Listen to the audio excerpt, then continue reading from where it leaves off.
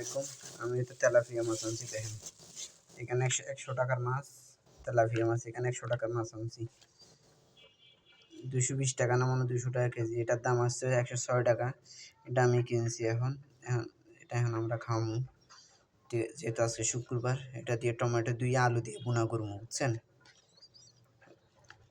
চাইছিলাম মুরগি কিনবো, এখন আবার চিন্তা করলাম মুরগি যে দাম, পাকিস্তানি মুরগি, কক মুরগি 300 টাকা কেজি, আর পোলট্রি মুরগি মনে হয় 180 না কত।